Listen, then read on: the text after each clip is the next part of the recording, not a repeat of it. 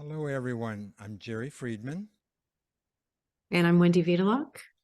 and Wendy and I are inviting you to join us for Root Down to Write Up on November the 11th. We'll have details about the event at the end of this video. Wendy is the poet laureate of the Western Slope here in Colorado. Wendy, talk to us a little bit about language and what your vision for this program entails. Thanks, Jerry. I often tell people that I believe that the arts are kind of the answer to all that ails us. And for me, poetry is really at the center. I do a lot of different mediums and work in all kinds of different ways and means, but poetry is really sort of my central guiding star, if you will. And in large part because I think language so much is a part of who we are and how we interact with the world. And so often I find that people are seeking two things. They're seeking meaning, and meaning is very much an intimate and personal and private enterprise. However, in group settings, we have all kinds of opportunity to discover our own sense of meaning. And the other thing that I notice that people are seeking is a sense of their own voice. Most of us tend to imitate or sort of adopt the voices or the language of the culture or people around us. Often to our own chagrin, we don't like what's coming out of our mouths. And also we have a hard time sort of controlling that inner chatter. And so poetry really is an invitation to slow down, to pay a little bit more attention, to listen a little bit more deeply, and can really be considered a kind of a mindfulness and presence practice. So a lot of people like they hear the word poetry and they go, "Oh no, I can't do that," and they go run in the other direction. Will participants be writing poetry in this workshop? They sure will, and they're going to love it because poetry is fundamentally fun. Mm. Playing with language is a great joy. We don't have to approach it with all the seriousness of a life and death situation. What happens is that the language shows us that by being playful, it allows us to be serious.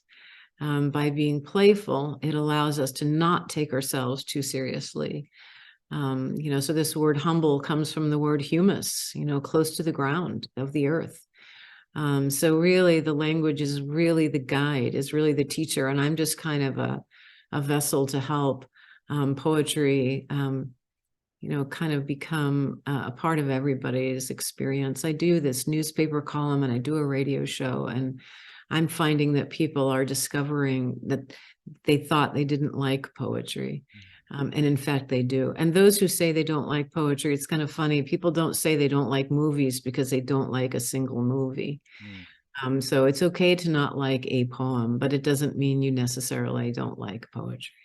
Well, I've been in your workshops before, and I can assure people who are listening to that your workshops, they're fun, they're entertaining, and they're very creative, and you really make it easy for people to open up and express themselves in creative ways and discover creative aspects that maybe they didn't know they have. In fact, in one of your workshops, I did a little drawing, and that led me to get a journal and do more drawing as a journal exercise rather than writing. So I really do invite people to come and try this out. Now I've got some gongs behind me. What did you have in mind for me to do with the gongs while you're doing the workshop? Well, I'm really excited about the gongs because what the gongs really provide is a sense of grounding. Mm. And so very often we are up here in our heads and forgetting that we are in our bodies. And very often people think that poetry is an intellectual exercise when actually it's a really physical one. Almost all metaphors about poetry have to do with the body. Emily Dickinson says, when the hairs on the back of my neck stand up, I know it's poetry. There's always a physical response to language. We may think it's filtering through the brain, but it's actually getting there after it's coming in through the pores of the body. So what the gongs, I'm really excited about this.